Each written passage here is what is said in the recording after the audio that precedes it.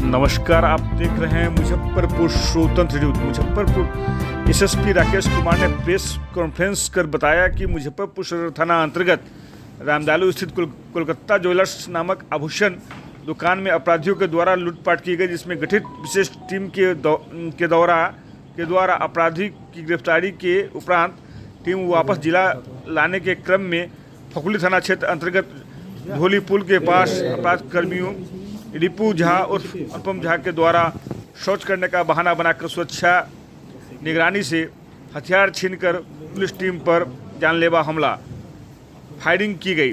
Police द्वारा जवाबी कार्रवाई में रिपू उर्फ अनुपम झा नामक अपराधी के पैर में गोली लगने से जख्मी हो गया। घायल अपराधियों को पुलिस अभिरक्षा में उचित उपचार हेतु एसकेएमसीएच मुजफ्फरपुर भर्ती कराया गया। अपराध कर्मी रिपू झा उर्फ अनुपम झा का लंबा आपराधिक इतिहास रहा है। मुजफ्फरपुर आप देखते रहे मुजफ्फरपुर स्वतंत्र न्यूज।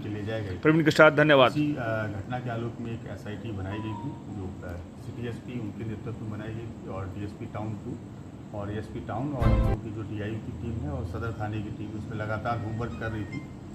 और इस इन्वेस्टिगेशन के लिए हम लोगों ने पूरे शहर में लगभग 200 से ज़्यादा जो कैमरे हैं सीसीटीवी उन पर काम किया और फाइनली एक जगह सीसीटीवी में हम लोग की एक लोकेशन कैद हुई, जिस गली में लगभग 12:15 बजे एक बाइक पर जो कि येलो कलर की बाइक थी जो घटनास्थल में प्रयुक्त हुई थी, उसमें 2 अपराधकर्मी एक गली में जाते हुए दिखाई देते हैं और उसके 15 मिनट बाद में सेम गली से 3 अपराधकर्मी वापस आते हुए दिखाई देते हैं। हम लोगों ने इस आधार को उस एरिया को चिन्हित किया, उस एरिया में होमवर्क करके घर को चिन्हित किया, उस घर में रेड की गई और उसमें से फिर उस दौरान 2 व्यक्तियों की गिरफ्तारी की गई, जिसमें से एक का नाम विकास झा है और दूसरे अपराधकर्मी का नाम अरविंद कुमार है। इन लोगों से पूछताछ के दौरान इन लोगों ने अपनी संलिप्तता को स्वीकार किया और इस घटना में जो अन्य 3 अपराधकर्मी थे जो घटनास्थल पर आए थे उनके बारे में जानकारी दी। फिर टीम उस इनपुट के आधार पर लगातार काम कर रही थी। इसी बीच इनपुट प्राप्त हुआ कि इसका जो मुख्य अपराधकर्मी है जिसका नाम अनुपम झा है उस रिपू झा जो वैशाली के राजा पाकड़ के रहने वाले हैं और काफ़ी कुख्यात अपराधकर्मी हैं और गोल्ड लूट के इन्होंने अन्य राज्यों में बहुत बड़ी बड़ी घटनाओं को अंजाम दिया है। उनकी लोकेशन जम्मू कश्मीर में कटरा के आसपास है। टीम वहाँ गई, कटरा के पास से इनको डिटेन किया गया और पूछताछ के लिए वहाँ से लाया गया। रास्ते में इनसे इंटरोगेशन हुआ, इन्होंने अपना अपराध स्वीकारा और बताया कि जो अन्य साथी हैं वो वाराणसी में हैं और जो भी लूटे गए ज्वेलरी आइटम्स हैं वो वाराणसी में रखे हुए हैं।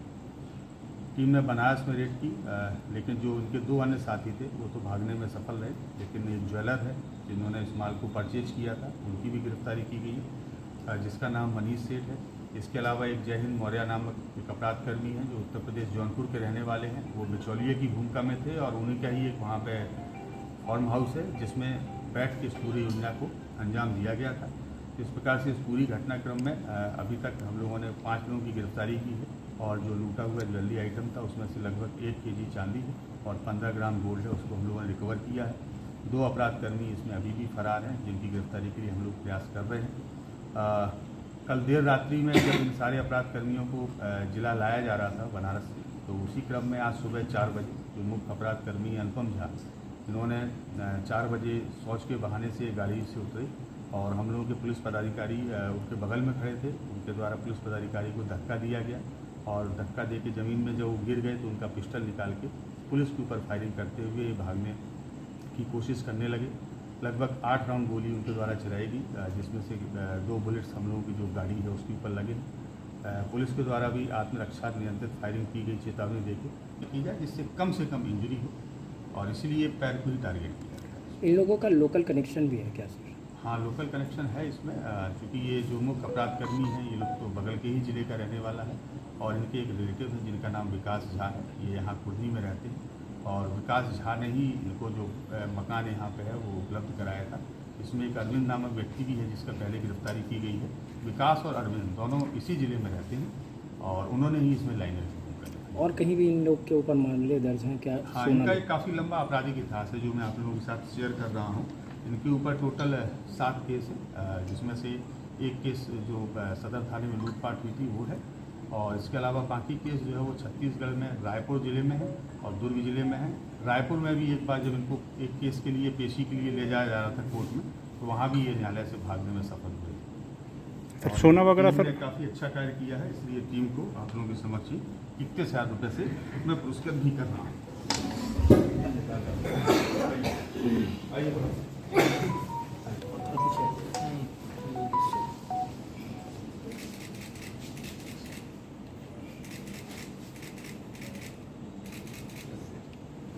आए थे, घटनास्थल पे आए थे, उनकी गिरफ्तारी नहीं हो पाई है। घटनास्थल पे कुल 3 अपराध करने थे और जिसमें से एक की गिरफ्तारी हम लोग कर पाए हैं, 2 भागने में सफल रहे हैं। बनारस से हम लोग उनको चेस कर रहे हैं, तो जब उनकी गिरफ्तारी हो जाएगी उसके उपरांत ही जो पूरा रिकवरी है वो संभव होगा। Thank you.